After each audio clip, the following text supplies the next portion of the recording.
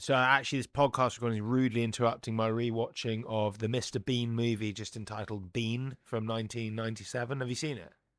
I have. It was. I mean, it's the one where like Whistler's mother, the painting, is involved, right? Like I've only recently discovered that he's an alien.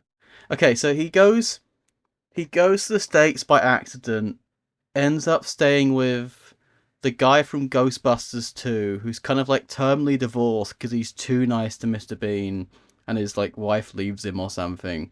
And he's also an art curator, and the people who run the art curator have like Whistler's Mother, which is a really famous painting, and they want to get Bon Jovi to open the screening of this painting, and he's like, "What the fuck I are you love how you doing?" remember that detail. That's such a passing moment, and you remember that detail. I love it. It is Keep still going. seen Sorry. here. I haven't seen it in about, I don't know, fucking 20 years. I don't know, but That's then like a yeah, 30-second yeah. bit in the whole movie. I love that you remember that. Mr. Bean like basically accident because he's Mr. Bean. He destroys Whistler's mother, tries fixing it like the woman who fixed that Jesus painting and fucked it up, and then he replaces it with a poster, and that's kind of all right. And I don't know, the guy learns something about the meaning of hospitality and friendship by letting this guy, who it turns out is an alien.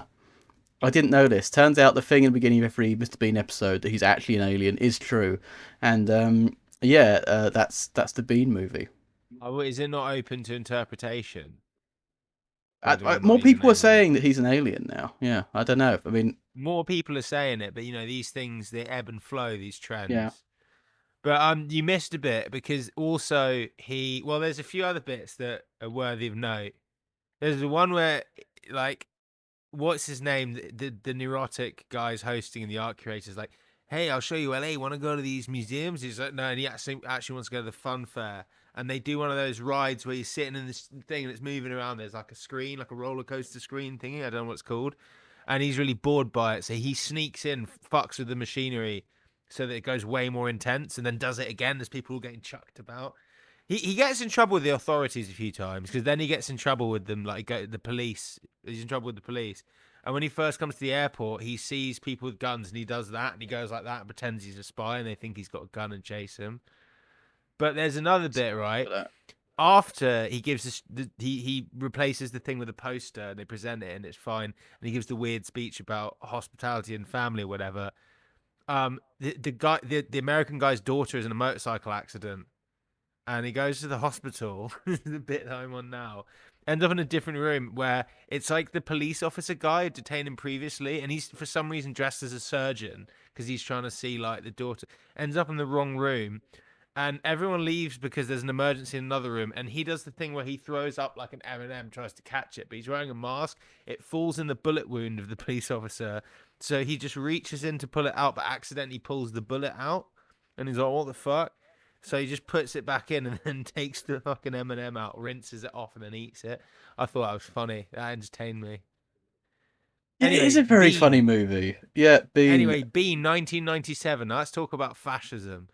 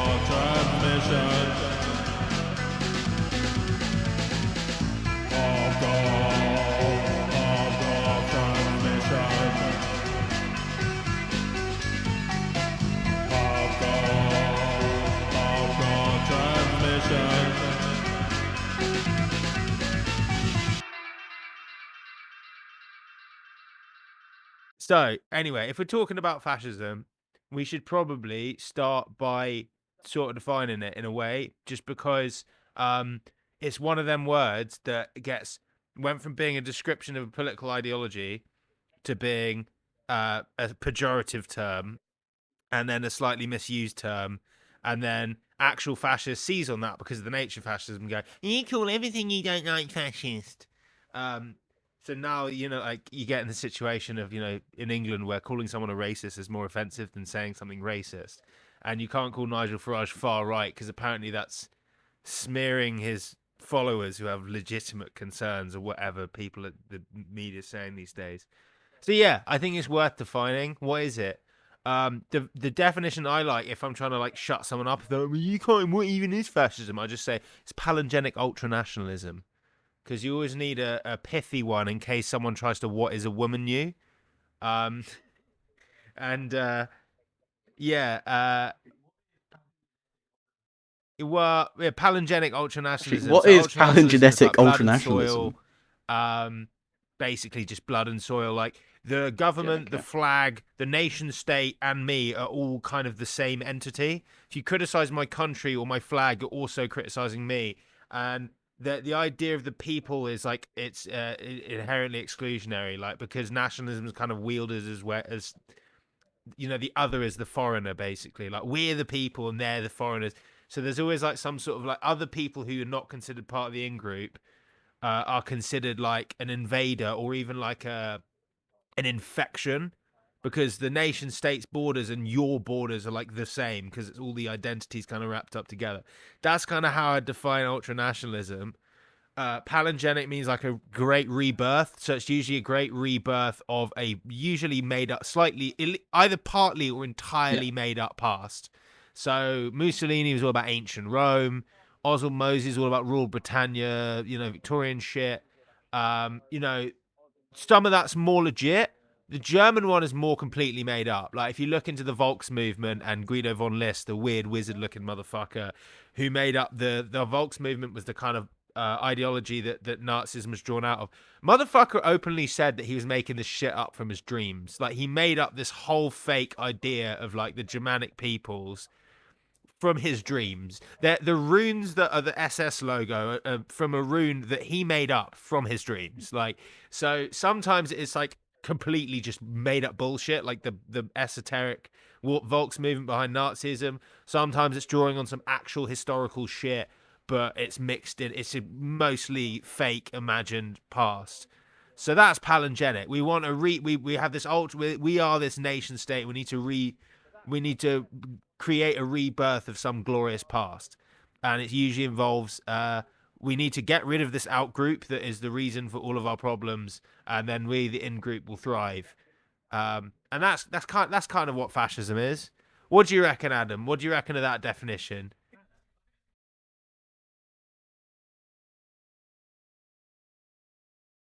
I think it's a good definition. I think fascism, annoyingly, is something that is very slippery in terms We of still need to check definitions that because, one. I mean, there's been a great podcast recently called Bloodwork. Shout out to Greg and Tom, and it's really good. I'll be on it at some point and talk about George Bataille. But one of the things they talk about is it's one way it's so slippery is its particular arrangement of people's desires and various kinds of spite and sexual repression within a certain historical context, which allows you to sort of set the standards of who you're allowed to be cruel to along nationalist lines and within these kinds of mythologies. I mean, a book I've been reading a lot recently to help with my understanding of fascism is David Renton's Fascism, History and Theory, and he sort of gives an overview of different left wing attempts to understand fascism. And at the time, it was kind of about there were sort of two big theories he calls like the left theory and the right theory. And the theory is basically split on the basis of, is fascism an elite movement, a movement of capitalists trying to preserve themselves, or is it a mass movement that even capital, such like liberal capitalists aren't fascists, and they are usually sort of thrown out by it. And basically, the trick is to understand fascism both simultaneously as a contradictory movement, as one of which is both a mass movement, which sort of derives itself from conservative parts of the working class, as well as downwardly mobile, like parts of the middle class who want to preserve their economic position. At the same time as it also is pioneered by a kind of pseudo-aristocratic portion of the capitalist ruling class. So, Silicon Valley and parts of the MAGA movement. At the same time as you have like QAnon and sort of the smaller, like the January 6th part and the Trump part, the elite part and the mass part. And what they try and do really, and this is based on a couple of articles I'm writing on fascism, is they kind of accept the fact that life is a bit shit under capitalism. They accept that it's a system that's very murderous, and they essentially want to roll back a lot of gains people make fighting against capitalism through things like the workers' movement, the welfare state, by saying that, we're not opposed in a class struggle. Actually, the real class struggle is not between the workers and the owners, let's say, the bosses and the workers. It's between different nations and different races. So Mussolini talked about the proletariat, but he said there were proletarian nations. He was like, we are this strong nation that's been made to serve outsiders.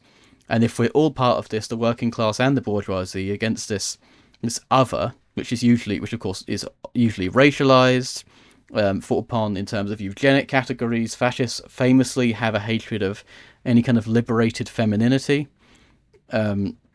Although fascism does have like a theory of freedom and liberation, it's all through this idea of the nation.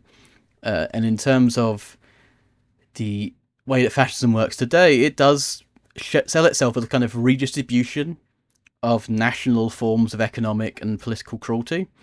So, like, even thinking about the fascist tendencies of someone like Boris Johnson and Reform, with Farage, their sort of bet is that we will make other people's lives worse, and this will make the body of the nation better by sort of purging external elements and putting us in circumstances where we somehow magically become stronger through struggle.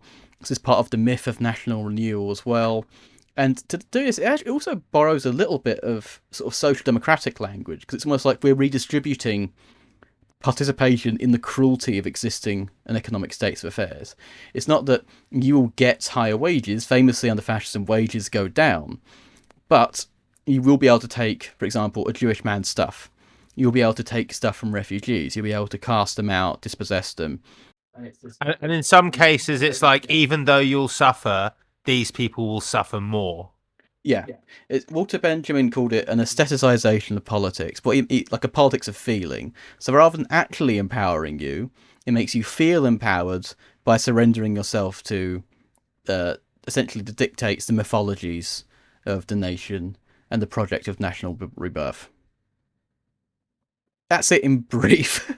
That's a good explanation. Sorry if it was distracting. I was trying to sort out my lighting situation. I think after a lot of intervention, it's roughly the same as it was before I started, or possibly slightly worse. Um, but no, I think that's good. I think that's good. I think another point to make, because we were saying, as you were saying, it's difficult to pin down, but also most of the techniques of fascism in politics is to be disingenuous and operate in bad faith. So fascists never say. I mean, originally OG fascism, it was kind of the cool hip new ideology, so you could say you're a fascist, but post Holocaust, no fascist is going to say they're a fascist until they've gotten to the point of political strength at which they can just say, hey guys, I was actually just a fascist all along, but it's kind of too late to stop me now, and I've got too much support behind me, so joke's on you guys.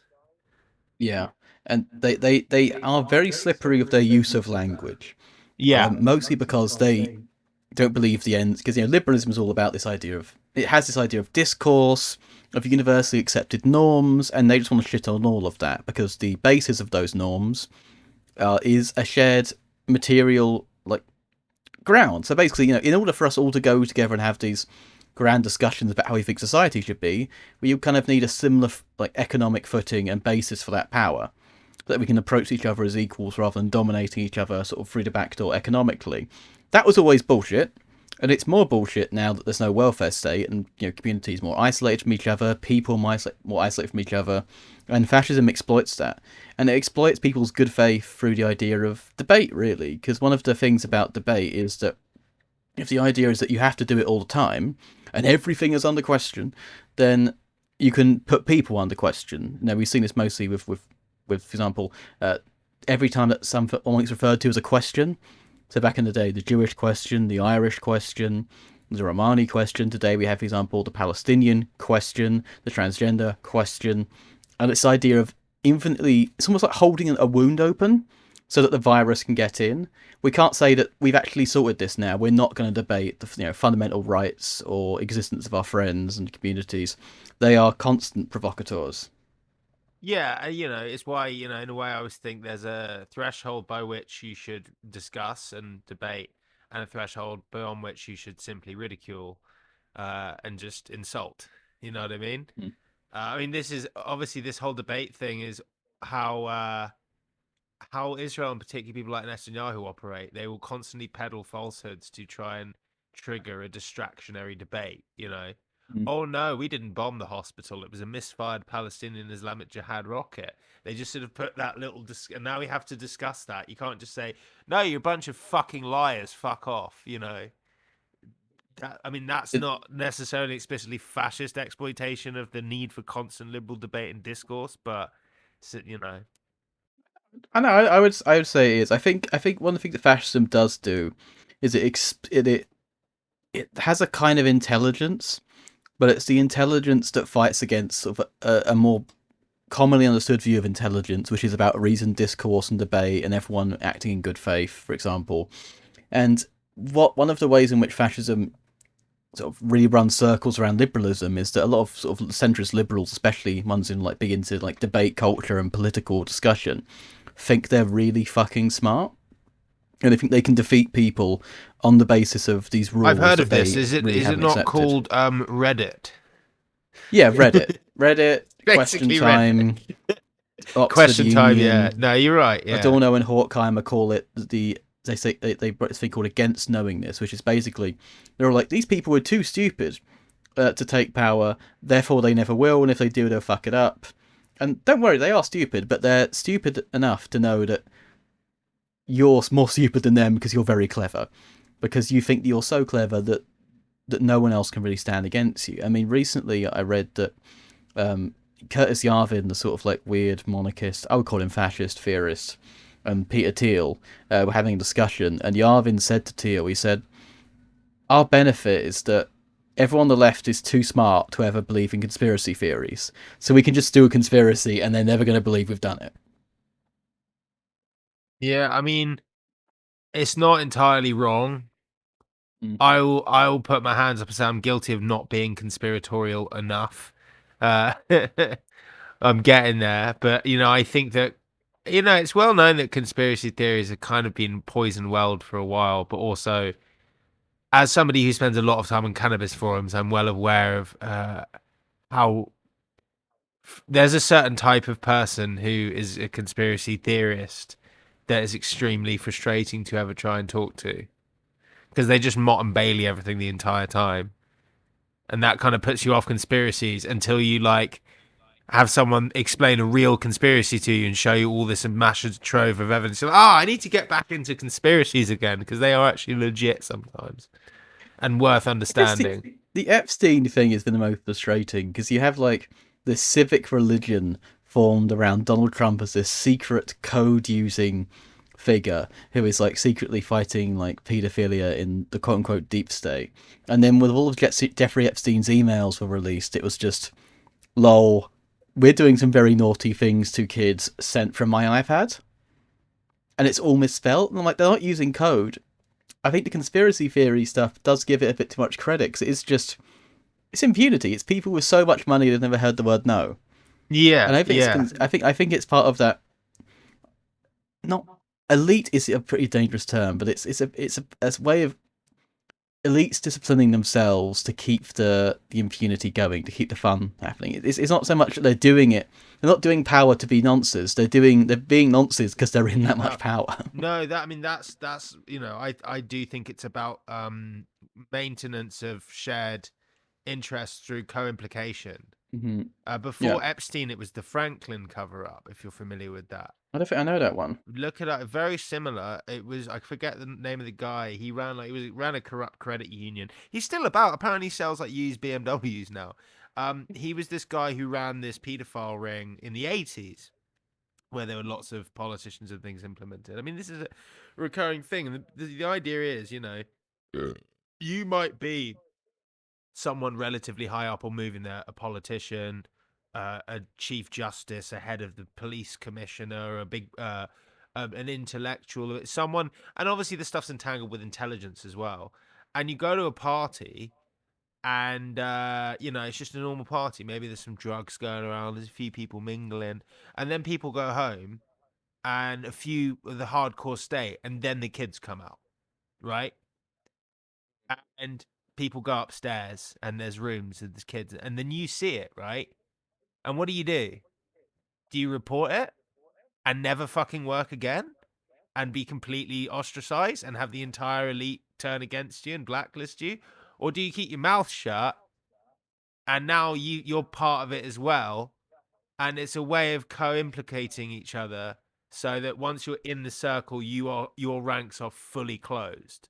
That's my sort of understanding of where this thing comes from. I think this combined with just I think that most people who seek power were either sociopaths to start with or became sociopaths as they gain power. I'm not sure which way around it goes, or if it's both.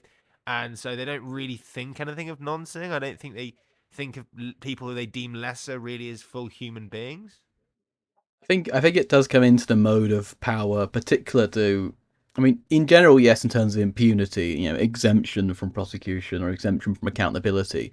But I think also with the Epstein stuff, I wouldn't call it fascist. But I would particularly think about it in the context of capitalist family relations, where the reason why you can traffic young children is because they're seen as property.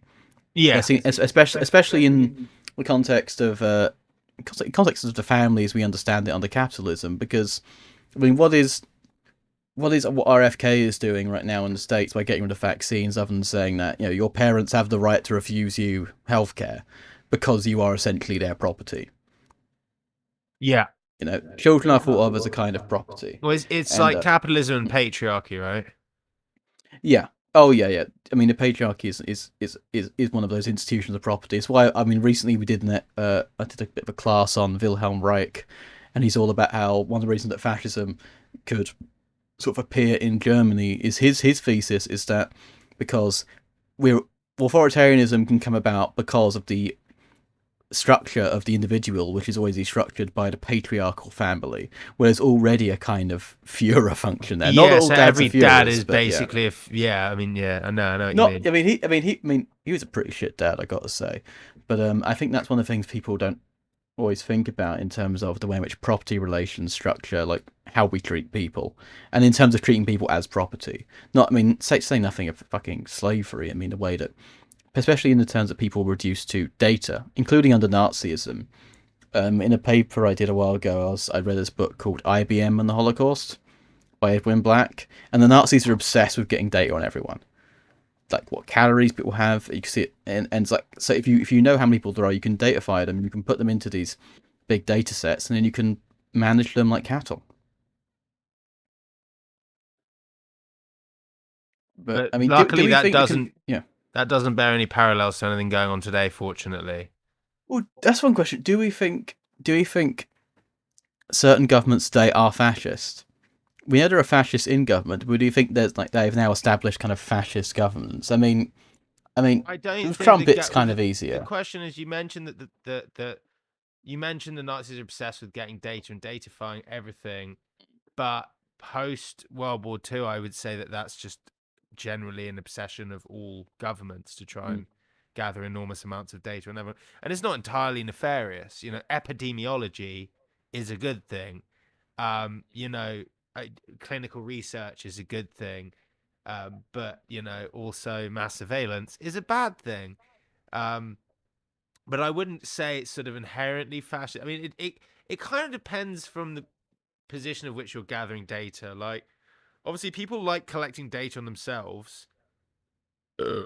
And I guess I'm just thinking about people wear all these Fitbits and all this sort of stuff. They like to have data themselves. I guess that probably gets fed back to the companies or whatever. But yeah, I don't think it's inherently fascist. Oh I yeah, think same. it's collecting lots of data, but I think it depends on where the focus is and like what's behind it.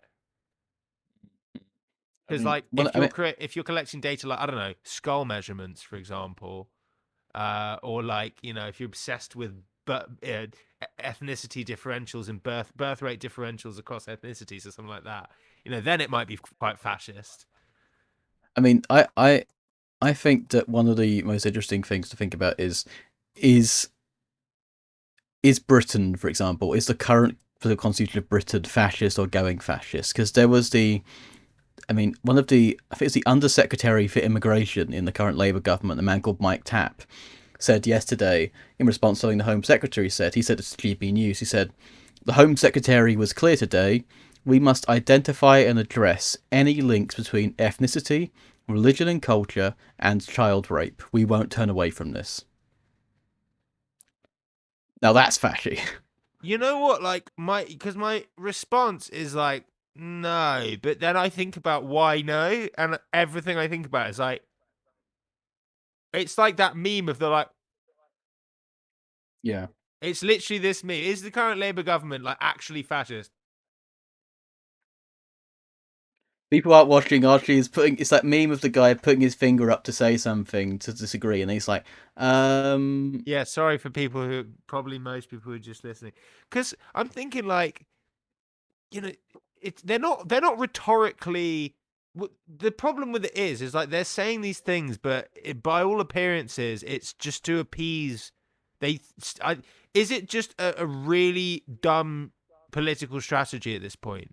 Like, because that's what everyone thought at first, right? Well, they think that we need to try and catch reform voters by doing reform light, which to be honest is not an exclusively there's that seems to be happening in lots of places of people chasing votes to the right, but they're doing it to such an extent and it's such an obviously stupid idea that they kind of are fascist. But like I think that there's a general global shift within the imperial core towards fascism right now, and I think these people are more moving with where they think the wind is going than they are actually leading it. I think if we were in a different era, I think the same constitution, the same Starmer and Reeves, whatever, they're not they're the cart, they're not the horse, basically. So I don't think that they're actively trying to push towards fascism. I think they're being dragged into fascism by more of a global groundswell that is, I think, a combination of the economy shitting it, the collapse of the American Empire, not the collapse, the decline of the American Empire, um, basically sort of eroding at, creating a lot of anger and strife that then needs to be redirected, uh, basically prevent class warfare by redirecting all that anger at foreigners, at trans people, at marginalizable groups. So I think in this case it is an expedient fascism. It's like we need fascism, we need to go fascist to prevent any kind of big class warfare booting off. So yeah, I think it's more of a pragmatic fascism, whereas like I think someone like Farage actually is an sensible, pragmatic ideological fascist. fascism. It's going to be proper Yeah, fascism. It's going to be done to the book. literally, it's sensible, pragmatic fascism in response to economic decline. I mean, Um, I think. I think you're pretty much on the mark. I think I would disagree about saying they're being dragged into it. I do think they genuinely believe in it. To the extent they don't believe in anything other than like crushing the left, because Blair even at least, but did do some kind of marginal redistribution, although it wasn't although it doesn't matter because he still killed a million people in Iraq. But with Starmer and Reeves and all that, I go to historical analogues on the thing occasion, about the thing and about mm, Starmer is mm. he's an authoritarian. Like not all authoritarianism is fascism, but all fascism is authoritarian. So So do you I know who I would compare him to Who? historically? So listeners, there's another example of in his from history of a very petty authoritarian man with the initials KS who basically did everything the fascists wanted and then was completely overtaken by them. His name is Kurt Schuschnigg. Now, Kurt Schuschnigg was the last Chancellor of Austria before the Anschluss, before when Germany invaded them and made them into a Nazi state, part of Germany. Um, and so what he basically did was he came to power on a ticket of destroying the left and imprisoning and shooting various social democrats and communists. And he, at the same time, though, wanted to keep Austria kind of Austrian and not German and Nazi. He was, in the most basic sense possible, just not a Nazi, but not in any sense that made it much of a difference to a lot of people under his rule. And Hitler basically at one point wanted to annex Austria, wanted to invade Austria, and he called Schuschnigg up. And Schuschnigg's only sort of defense to Hitler not invading him and making it into a Nazi state was that's against the rules. He appealed to like constitutional law, and when he realized that the Nazis were going to take over, no matter what he did to sort of align themselves with him, so align him and Austria with the Nazis, he basically called all the people he just imprisoned and destroyed their ability to organize and said, "Hi guys, we need to defend Austria against Nazism now," and the Nazis invaded and took over. This is what Starmer's basically doing. A different KS, where he's basically destroying everyone who could ever like stand against reform and constantly giving concessions to them. And then what he's going to do is say, "Hey guys, you've all got to vote for me now, or reform's going to get in," and it's not going to be enough. He's going to be swept away, and Labour's going to be completely destroyed. And if he gets what he wants, fascism is going to come in. And not only that, well, reform will have the infrastructure built for them.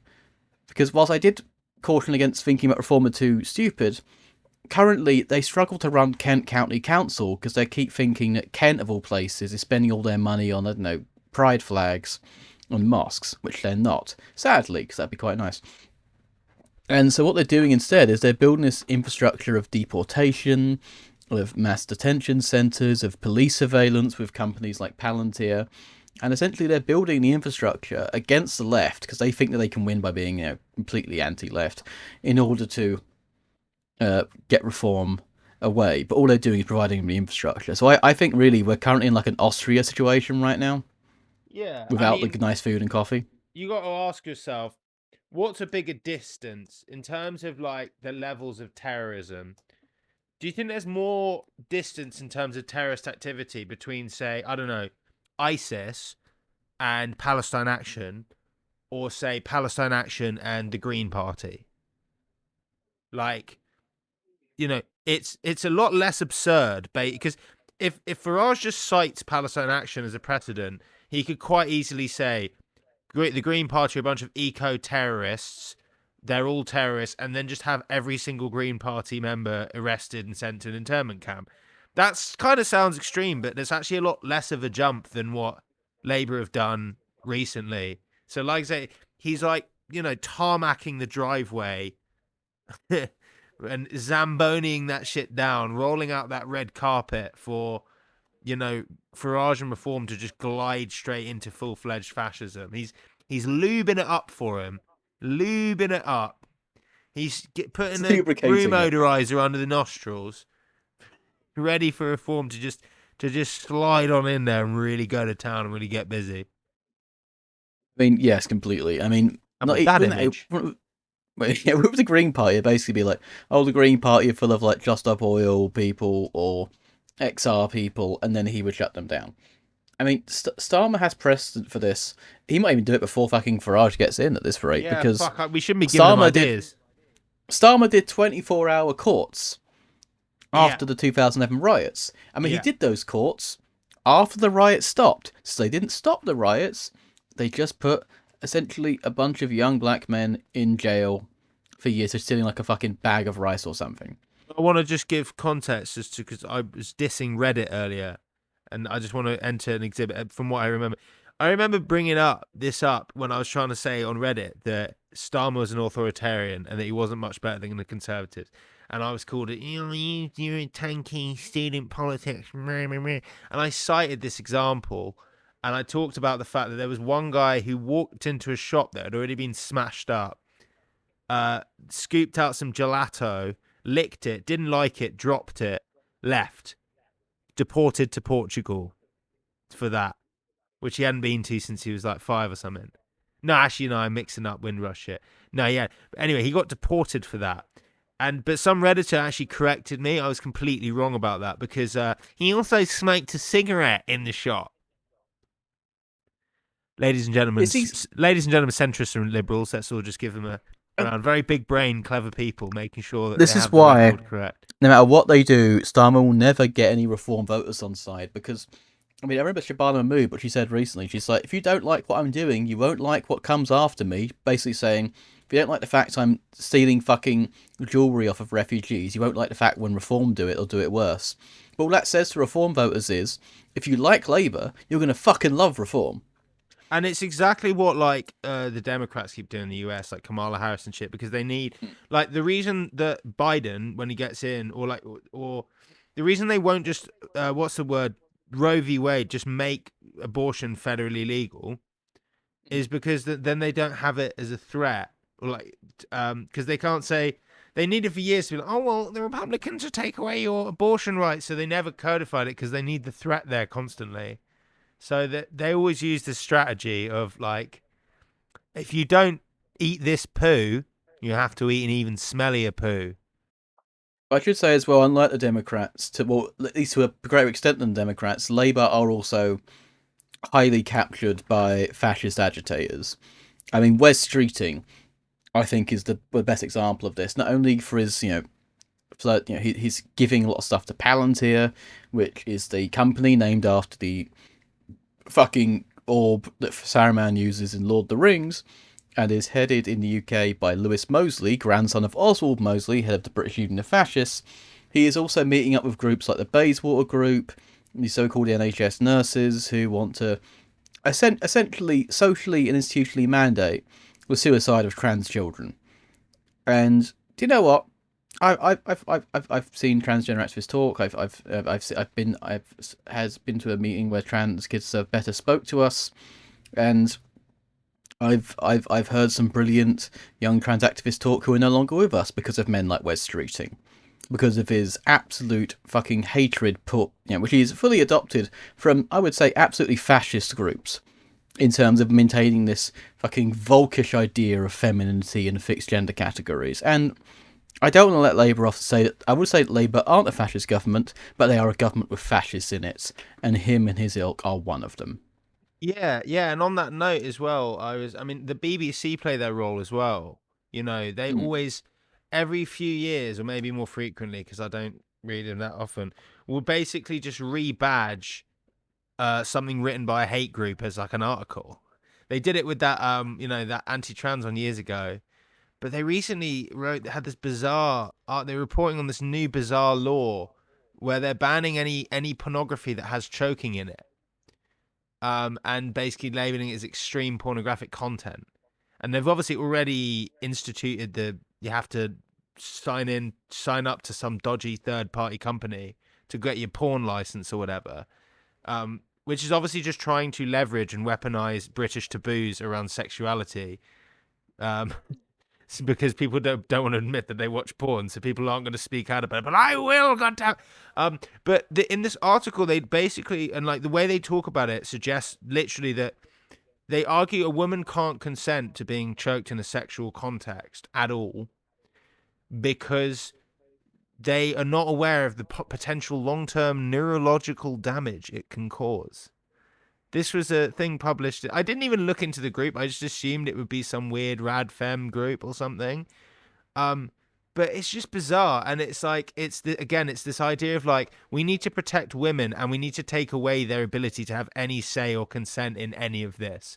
It's up to us to it's you know what I mean? There's so much shit about protecting women at the moment is actually just trying to disempower and rob women of their freedom and of their identity. I mean, what is it? Fucking TERFs, they essentially rob women of womanhood and reduce women to vehicles of reproduction in order to exclude trans women. Essentially, yes, and it's also and if you look at some of their rhetoric. They also, I mean, one, the rhetoric from people like Helen Joyce is exterminationist, but he said morally mandate out of existence. That's fucking Yeah, genocidal. that's And very secondly, fascist. the way that a lot of them talk about, for example, trans men, you see, like, oh, it's essentially like, oh no, we're losing assets essentially. Like it is an actual reduction of people as property confined within the gender binary, and they can all go fuck themselves to death. But one of the things you mentioned about sort of the wanking license side, let's say, of Labour politics, is that one of the reasons why they're not fascist is that fascism does ingratiate itself into a mass culture, a mass mythology in terms of the nation, and that's also includes a form of enjoyment.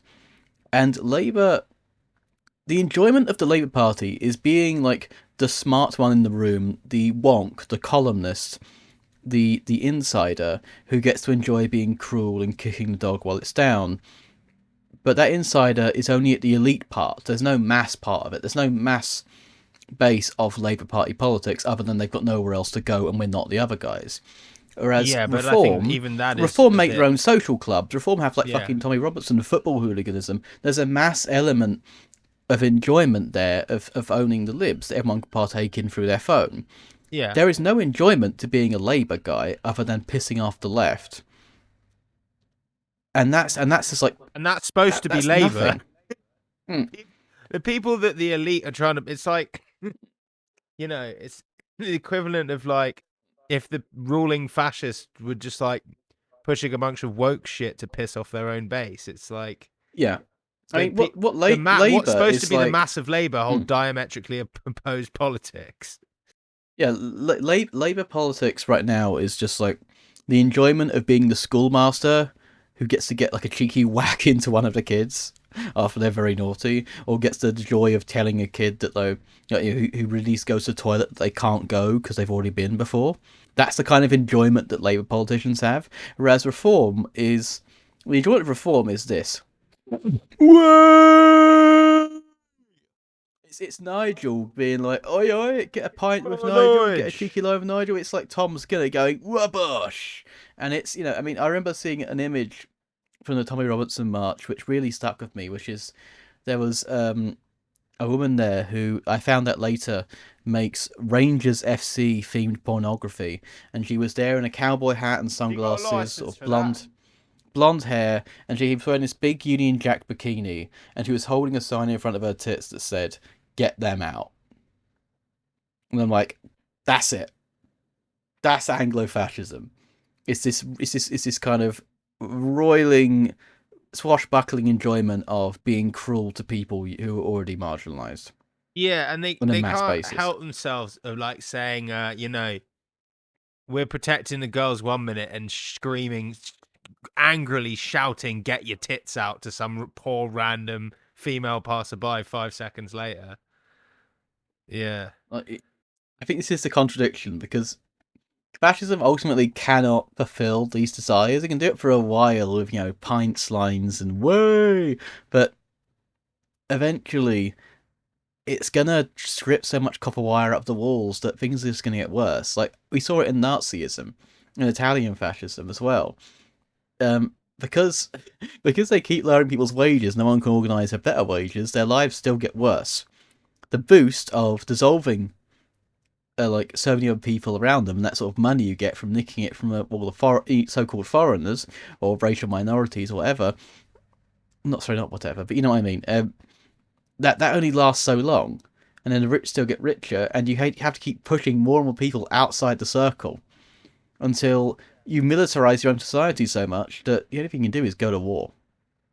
Yeah, I mean, and that's kind of the thing, right? That's both the problem of fascism and the allure, because if you're on the left, you have an extremely difficult time. There's always this joke: why Christmas trees look like they are? Well, the thing is, in 1397, and trying to actually explain why the world is the way it is in all of its complexity. Okay, so who's our enemy? Basically, the capitalists. Oh, there's only a few of them. Yeah, but also the entire state apparatus, the entire media apparatus, and this sort of in this entire, even you can't even win an election because it's a global system that has an immense amount of force and power, is completely totalizing. Whereas if you're and they go, oh, okay, cool, fuck. Whereas if you're a fascist, you say, someone says, why is everything fuck? You just go, you see those people over there, that small marginalized group who can't speak for themselves, it's all their fault. And if we go fuck them up and get them to fuck off, everything will be fine. And then when that doesn't work, you say that's because it's those cunts over there, that other marginalised group. You can't fucking speak, and we fuck them up. And like Adam says, the in group gets smaller and smaller, and fucking up some random cunts that can't speak for themselves in a vulnerable group. When that doesn't work, you just kind of keep doing it over and over again. And then when you've run out of internal enemies, you have to start picking on external enemies and going to war that way. Um, So that's why fascism tends to sort of eat itself. Although, like, it's interesting that we say that because there's sort of two variants. Because that's what I would call like Nazism is an example of really aggressive, like kind of cancerous fascism that just sort of eats itself really violently. But if you compare it with like Portuguese fascism, that actually lasted a very long time, just kind of simmered along in the background for a while. Or say Spanish fascism, but that's more because they're like, shall we eliminate this infectious outgroup to fix everything? Yeah, well, manana. Let's go. We need to fuck up these. Yeah, manana. We'll get around to it tomorrow. Sorry, Spanish listeners. I was just having a little joke. I guess one of the questions with see, I'm split on the idea whether or not, for example, yeah, Franco in Spain, for example, is fascist because I mean, not only in the most technical senses, because because it's kind of Catholic, and therefore it's not about this like new national mythology. It's just reactionary authoritarianism. Yeah, I mean that's a good point. I was going to say that. Is that just another example? Where it's not actually fascism. It's just a kind of right wing authoritarianism. It's not trying to do this massive ultra nationalist rebirth. It's just reactionary authoritarianism, like you say. Which, to be honest, for all practical purposes, in terms of how to fight it and the urgency of doing so, is fascism. But then we have to get into splits about fascism in this Italy versus Nazism, which had its. I mean, it was interesting things reading David's book about this. I mean, I think for example, Nazism it was more racialized, whereas fascism in Italy didn't really adopt racial policies until 1938. I mean, Mussolini's finance minister was Jewish. Um, and sort of the anti-Semitic racial theories were more intensified as it came in there, whereas fascism was originally a kind of weirdly Hegelian theory of the state, where you have to embody all the classes in a high unity, what they call a corporate state, whereas Nazism is more, these myths, these cosplays, these Wagnerian sort of cosplays, and I think we do exist in a kind of synthesis of this now. I mean, thinking about contemporary fascist culture as well, a lot of it's been accelerated by, well, the internet, and particularly platforms like the centralization of the internet and things like Twitter and accelerators where people can just get into these rabbit holes and also see content that makes them constantly angry all the time. And also I would say, as Gareth Watkins has written about, AI, LLMs, because so much fascist content is AI generated. I mean, I see a lot of fascist content essentially, but let's see a bunch of like, let's see AI generated Muslim guys laughing at a blonde-haired, blue-eyed white girl on a bus, with so-called UK aesthetic stuff. And what it does is it allows people to confirm their own biases and accelerate them by getting mad at something that they think, well, it's not true, but it could be true, and it could be true because of them. You know. Yeah. I mean, it accelerates it in a way, yeah, definitely, in a more tailored way, because that's been already been happening for a while. I mean, like if you just look at the way the media talks about shit and perpetually frames it incorrectly to mislead people, um, that's the same kind of thing. I mean, people read the Daily Mail. This is just a slightly faster, more personalized form of reading the Daily Mail, really. I mean, to be fair, any fucking British newspaper. Let's be honest. Let's be honest. I mean, the Express, the Star, the Sun, and I will say the Guardian. I will say the Guardian because in terms of trans rights, for example, they have people comments like fucking Sonia Soda and Suzanne Moore and others, and they have just been absolutely forcing this transphobic fascism down people's throats. And it has become a radicalization pipeline, which really has its roots in the history of fascist cooptation women's struggles, going back to the fact that, I mean, there was a women's KKK that was pretty massive, for example. Not to blame women for this, but there has been a strand of the recapitulation of women's liberation into fascist movements where it has been diverted from proper sort of challenging the relations of property that keep women confined to jobs of reproductive labour, cooking, cleaning, children, the example, in favour of a nationalist cooptation of that. That's just how fascism works. But I think the problem with fascism is a many-tailed, many-angled beast, and I think it does draw on a lot of liberalism sometimes to reinforce itself, and it can also draw on communism. Not necessarily very well, but it can draw on sort of social democratic language. The national Bolsheviks in Russia, for example, these strong authoritarian strands of it. Yeah, it's an annoyingly difficult thing to pin down. I mean, but do we? I mean, if you talk about how to fight fascism, but the problem is the fighting fascism is it is a mass activity, which is the hard part. You really can't do it individually. It is, and also it's like I do think in many cases, like not all. Obviously, there's a lot of hideous fascists, but I think a lot of people. I would argue in some cases, flipping somebody who's caught up in fascism over to seeing things perhaps more like our way can sometimes be easier than flipping a redditor, for example. I think flipping a redditor is kind of annoying to the extent that they're within the entire platform system designed to make them feel smart and make them want to reinforce the image of them being smart than everyone else. That's kind of how platforms work. Whereas most people, you, I think you can just point to them like they're making promises they can't fulfill, and this is bullshit. And especially in terms of like knowing people in the groups that they're targeting, that can also really help. The best indicator, for example, of like not being transphobic is knowing trans people. Yeah. No, absolutely. I You mean, know. that's I didn't form a like pro trans ideology first. I just had a lot of trans friends.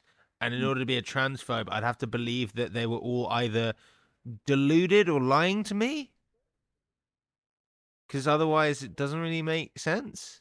I mean, I understand that a lot of people can hold contradictions in their heads. I'm not one of those people. Oh, that's a strong claim. We could get a psychoanalyst on for I'm that. sure I probably do, but like not that egregious. Mm. True, true. I mean, in terms of anti-fascist work as well, it's one of the problems I've noticed in works I've been involved in or adjacent to or just seen is that a lot of the times of anti-fascist work, we're sort of repeating the tactics of the 1970s, where we're sort of invoking the spectre of Hitler. But a lot of the fascists of today aren't nostalgic for Hitler in the way the National Front were. They wear the fucking stupid uniforms and they do the fucking sea Kyle. A lot of them are nostalgic for Churchill, Yeah. you know? And they'll do Nazi salutes while wearing like a Winston Churchill t-shirt. It's weird. Mm. And I mean, the nostalgia of this kind of non-existent British imperial past is quite hard to counter, partly because of the fucking phones, but also because there's so few spaces in which people can meet each other and actually sort of overcome that kind of boundary. There's like material basis of community solidarity is kind of withered away. Yeah. But there's been some pretty interesting demos recently. I mean, did you go to the one recently in Croydon? No, I was in Wolverhampton, so I would have gone That's otherwise. fair. It apparently was a successful counter demo. Yeah, there's Obviously, I been was yeah. sad I couldn't make it because for me that's a home game. But yeah, I was in Wolverhampton to see Candlemas. I think we do have to start prepare. I mean, we've got a few months to prepare because what I've theorized, I guess, is that there is a like a pogrom season in the UK now. Yeah, like let's say like July to late December. Like there are periods now where these fascist activities really fucking flare up. You know, had it 2 years ago. We had it this year. I mean, it's gonna be next. It's gonna be next year. We had the big Tom Robinson march. I do think it's gonna get really intense in terms of the attacks on, for example, hotels, hosting refugees or migrants, hosting people basically, and they are going to get more and more intense. I think, unless confront. I think the lesson about fascism is that they will not stop until they are stopped. Not going to defeat themselves.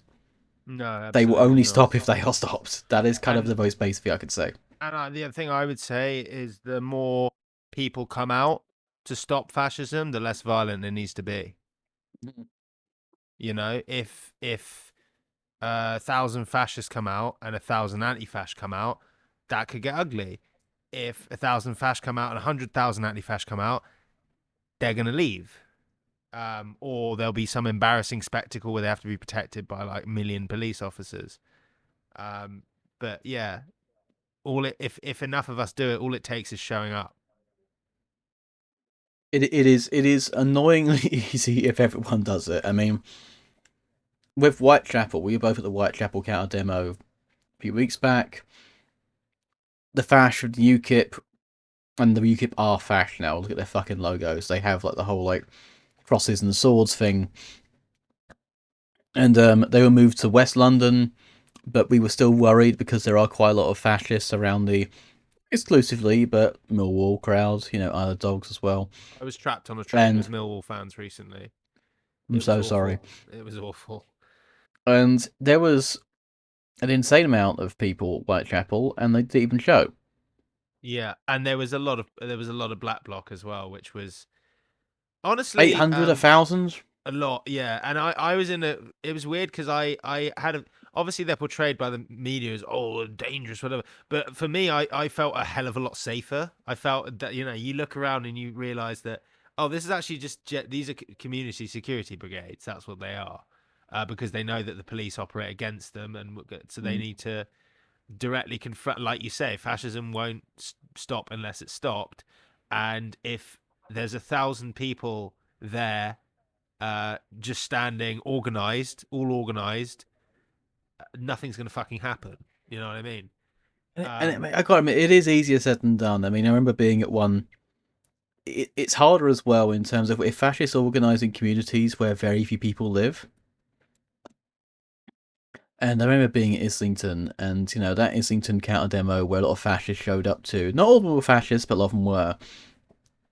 Was organised by like a fucking local nursery convener, like sending like scare stories about migrants living in this hotel nearby.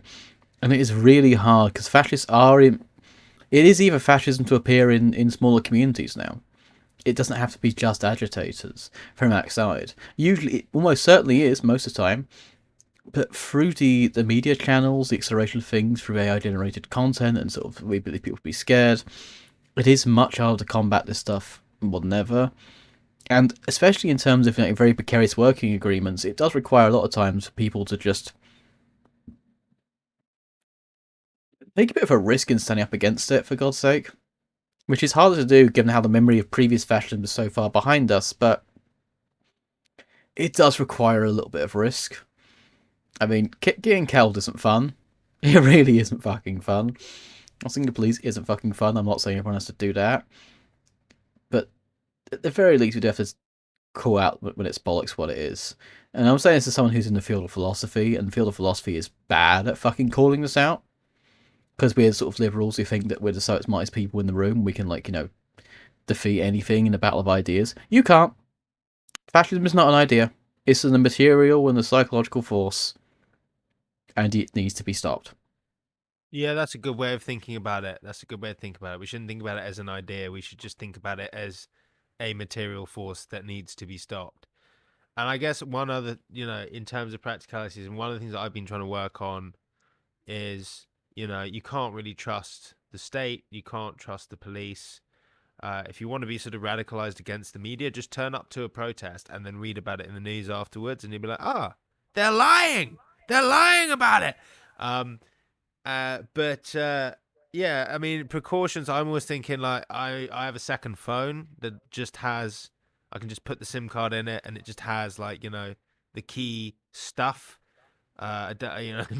You might want to if you follow. I'm just maybe being paranoid, but like I will change what I'm following on certain things. I will log out of certain accounts and things.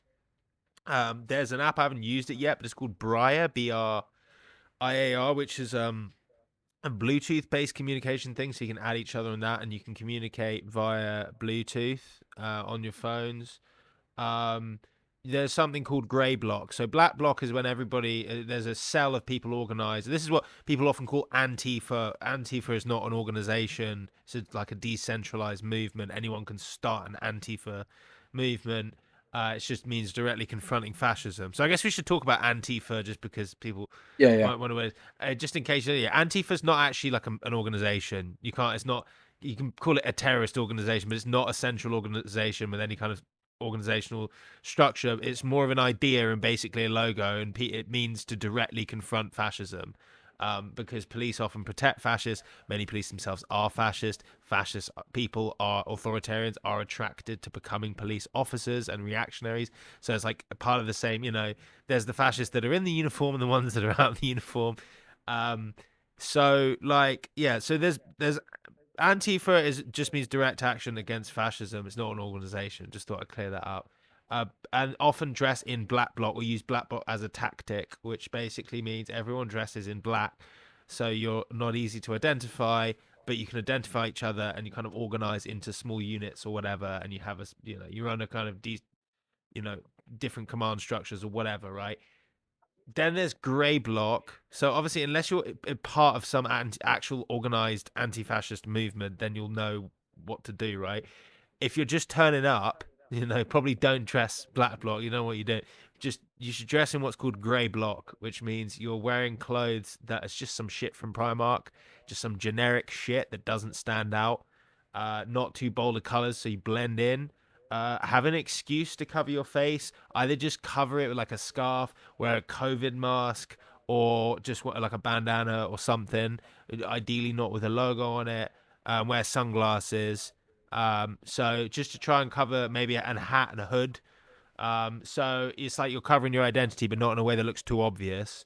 Because there's a lot. I mean, in Croydon, where that protest was, there's facial recognition cameras there operating.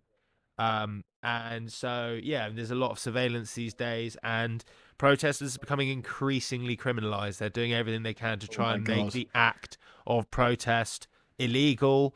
They want more excuses to arrest people. So, maybe in the summer there will be another rise in, Islamophobic pogroms, and maybe people will turn up to counter demo, and maybe the police will come out and say, this is an illegal protest. You're not allowed to gather here. And they'll start making a bunch of arrests, just like they've been arresting all the people saying, I oppose genocide, I support Palestine action.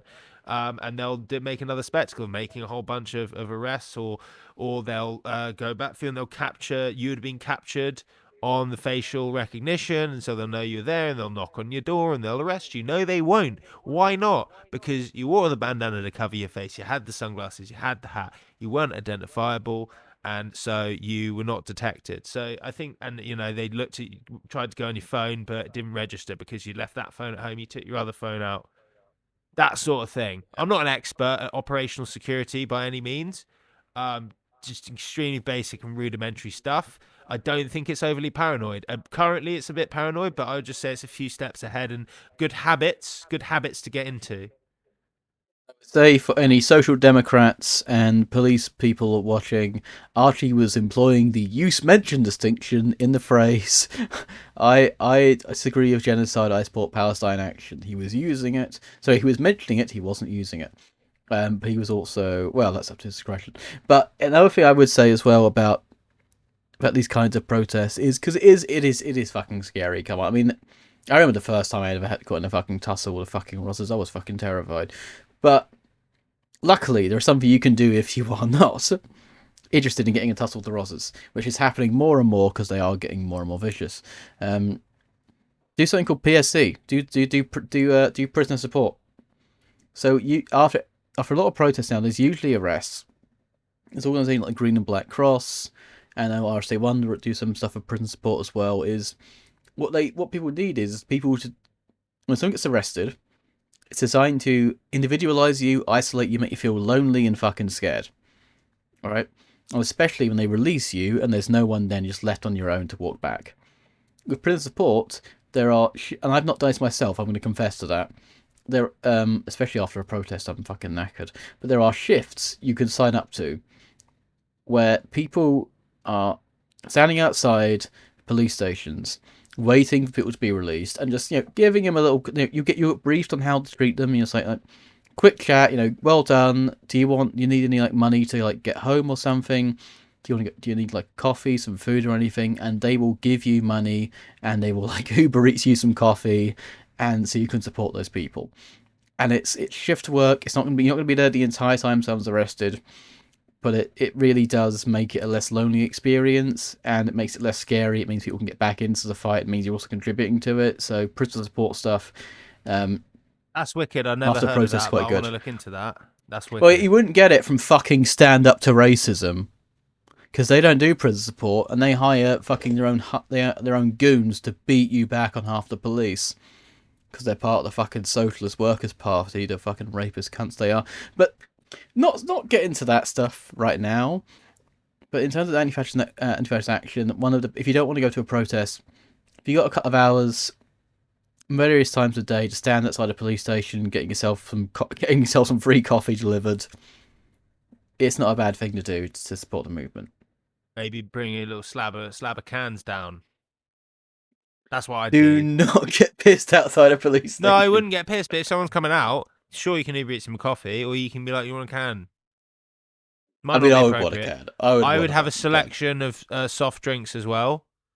Yeah. And You ain't got to both. bring a selection. There is some money set aside that you will be No, delivered but the I would just selection, go but you in. can bring your I'd own. turn up with like a whole hamper. I'd turn up Yeah. with a whole hamper. Alcoholic, non-alcoholic drinks. I'd have halal stuff, kosher, whole platter. Whole Fortnum and platter. Mason, prisoner support. And they'd come out and be like, let's have a little bit of natter and chat about how Yeah. much we fucking hate the pigs. Yeah. And also you can, write to prisoners who are currently... Say no to pigs, say yes to Yeah. pigs and blankets. Yeah, exactly. Also, you can write to prisoners. I mean, people in the political prison system always need support. You also write about fascism being shit. That's why I do most of these days. I'm too depressed to otherwise. It is not just about the rough stuff. It is just about just constantly pushing back. We don't. It's not like if you have to be like rough and ready, fucking beefed up to go like fight the fascists. You can do it from your desk. You can do it from online. You can, as well as contribute. You can stand outside a police station. There You are can so many ways to ridicule contribute to people it. as well. Let's not underestimate the power of ridiculing people. Christmas is And coming it's up. fun. Call your fascist uncle a wanker. Yeah. Call him a cunt. Ruin Call him a Christmas. friend of Epstein. Ruin Christmas. Go on, Oh, that's your fucking chat. Go humbug. on. Pub goth chat. This is a pub goth thing to ruin Christmas by calling your racist uncle a cunt. Damn fucking right. If your So racist granddad asks you for Mein Kampf, you get him Ernst Younger instead. do you know what I was texting to my family like if you guys need any Christmas or birth because my birthday's 2 days before Christmas. Any Christmas or birthday present ideas to make it easy for them. I listed out some shit and under books I had the open veins of Latin America and the tip of the spear. I've forgotten Nice. who both of these are by, but one of them is apparently basically the how Europe underdeveloped Africa of Latin America, basically how colonialism fucked over Latin America and made it fucked. Um, and there's a bit really the reason I want to get it is a really funny picture of Hugo Chavez gifting it to Barack Obama. Barack Obama is just really not enjoying it at all.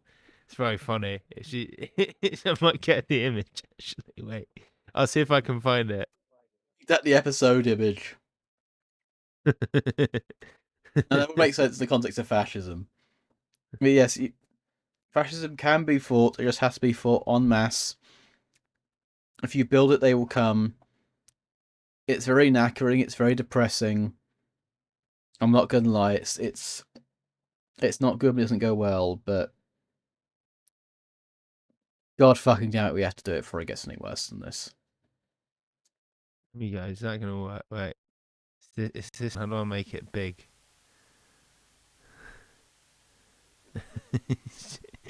Thank you. Let you me very let me much for let me this be book. clear.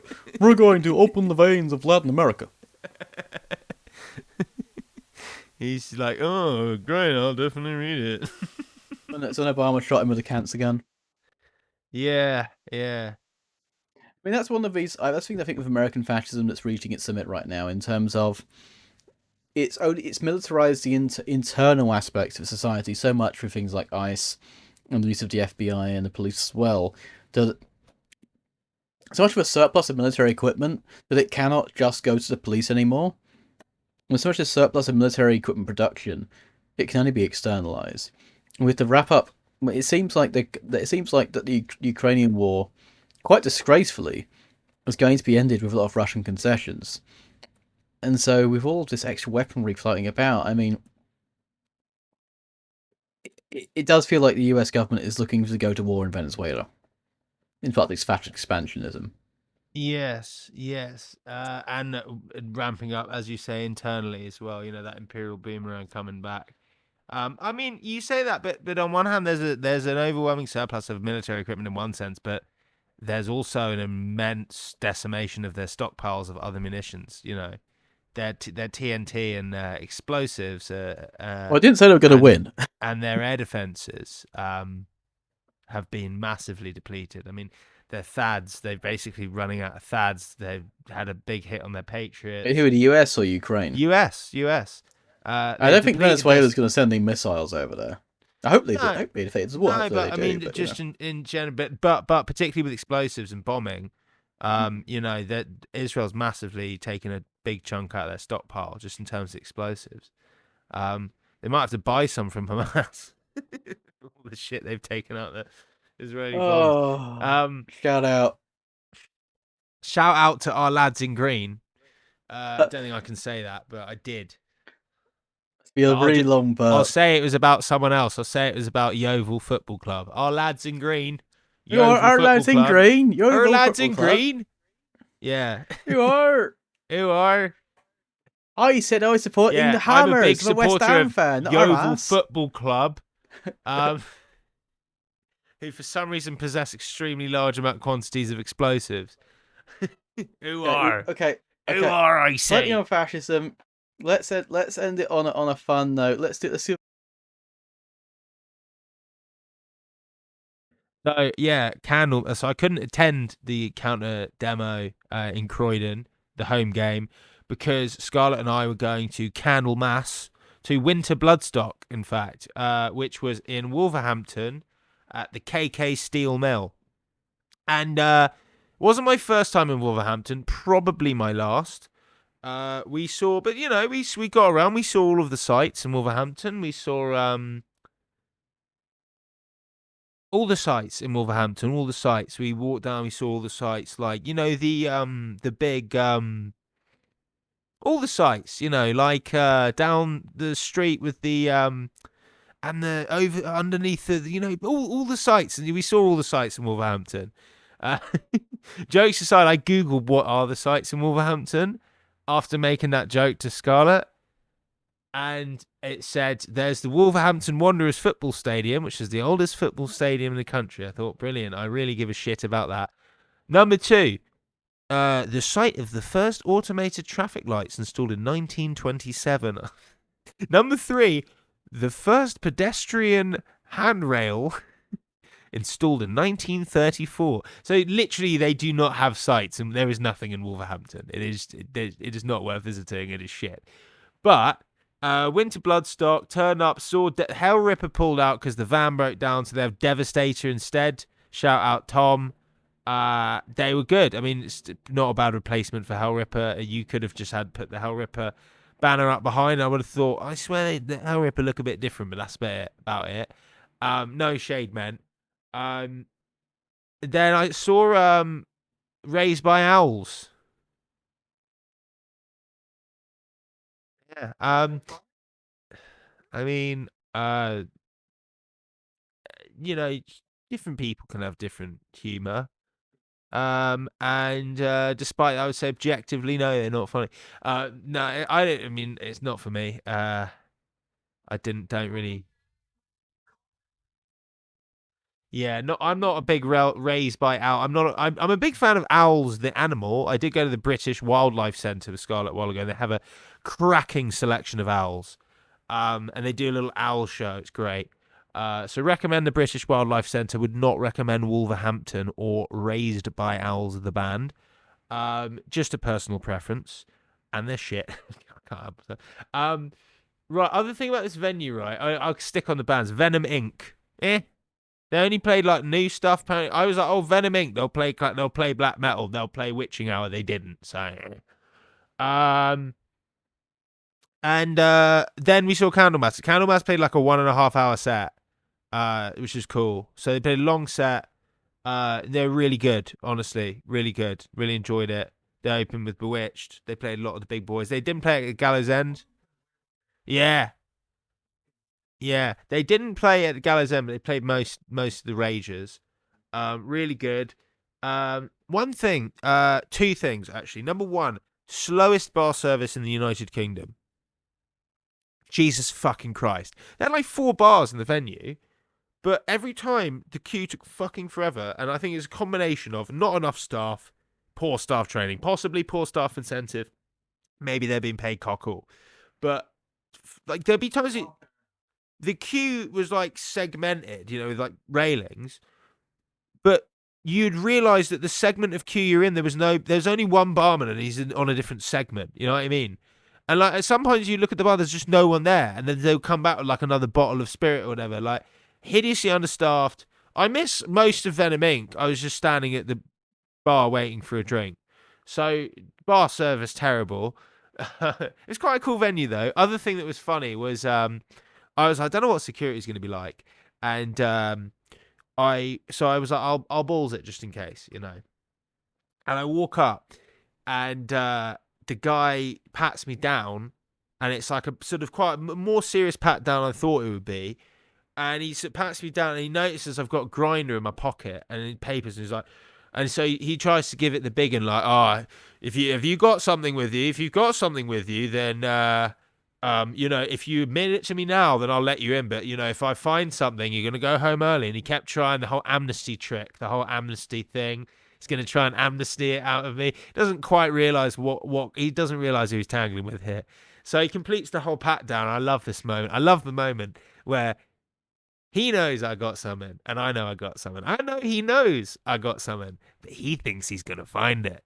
He thinks he's gonna find it, but he's not. He's not gonna find it, and so he has to give up eventually because he's not allowed to fully sexually assault me and grope my genitalia.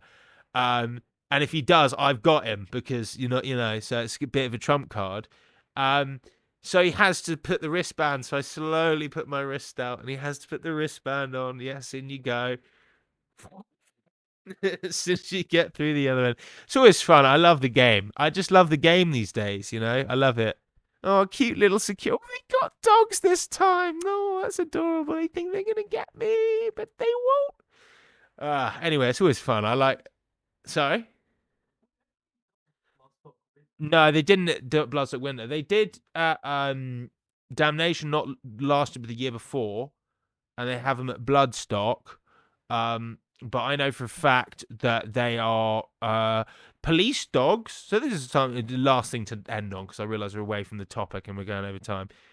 Actual police dogs, they're either trained to smell explosives or drugs, and they're the real deal. You have two. You have passive and active. Passive is when they're on a lead and they're sniffing at people. Active is when they're trying to find it hidden somewhere.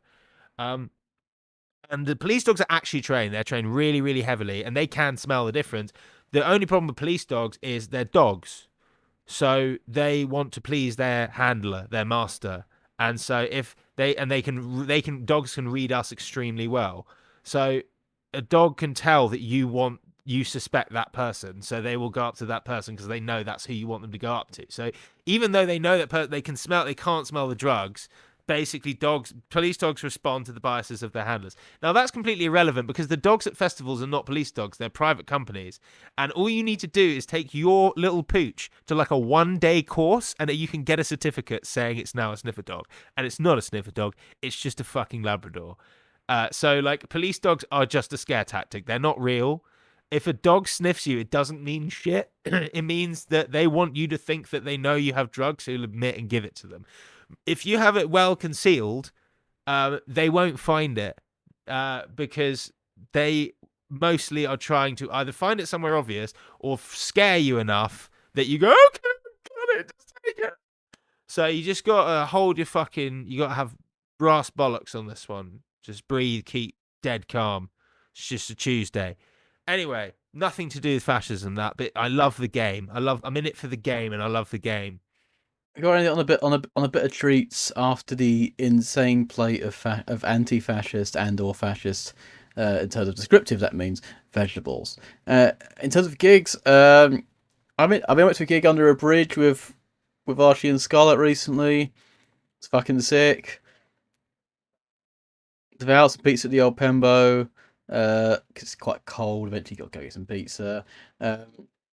If some fucking how any of our listeners are in Athens on December the 18th, I'll be doing a gig at the Embros Amphitheatre in Athens for the Greek translation of Antiochus' philosophy of escape. And we're talking about counterinsurgency and how to counter counterinsurgency.